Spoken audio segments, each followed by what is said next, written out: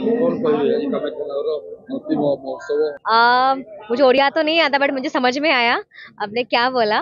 तो मुझे बहुत अच्छा लग रहा है यहाँ पे आके। एंड मैं फर्स्ट टाइम यहाँ पे आई हूँ, फर्स्ट टाइम ओडिशा में फर्स्ट टाइम है। एंड मैंने यहाँ पे बहुत बचपन से मैं सुनती आ रही हूँ, क्योंकि ओडिशा हमारे लिए लाइक बहुत सारे जगह है जो हम लोग आते रहते थे। पूरी हो गया, हम लोग तीर्थ दर्शन करते रहते हैं, तो बचपन से आती रहती हूँ। बट परफॉर्म करने के लिए for the first time I हूँ यहाँ पे। तो मैं बचपन से सुनती हूँ कि यहाँ पे ऑडियंस बहुत सुरीले हैं और बहुत सुनने मतलब पसंद करते हैं सुनना। तो आज मैं उन सबको बहुत अच्छे अच्छे गाने सुनाने आई हूँ, और साथ में आई होप आई प्रे कि सब मेरे साथ में गाए भी एंड सबको बहुत अच्छा लगे। Thank you. बोधे ये वर्ष भितर मु 6 थर 7 थर बोधे कामाख्यानगर पर्टिकुलर कामाख्यानगर आसी सारे ताने जिते बड़े भी आसे से भल पाइबा से भिड़ मत भारी खुशी लगे।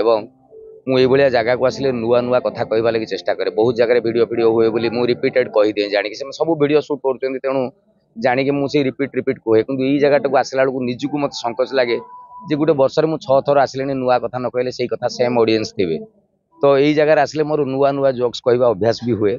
एवं ये गोटे कामाख्यानगर महोत्सव संगे मोर गोटे शिक्षा हो जाए। ये जगह तापर दर्शकों माने असंभव भल पाइबा मंच को जीवा पूर्वर जी देखी सी जानी जे जो पार्टी हो हा सतरे चमत्कृत हो जाए। कारण मु जानी ये जगह ढेंकानाल कामाख्यानगर करे कलाकार करे कला करे कामाख्यानगर आउ चमत्कार जगह ये बहुत भल मनीष मु अंचल देखे।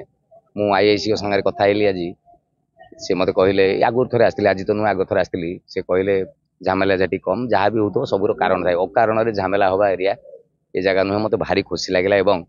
आज जो महोत्सव को आसती प्रशासनिक अधिकारी माने बीडीओ सार तहसिलदार सार एवं सब कलेक्टर सार जो उद्यम एवं युव गोष्ठी स्थानीय बासिंदा मुख्य लोक मैंने समस्ते सहयोग कर तेणु 5 दिन महोत्सव चमत्कार भाव में सरी।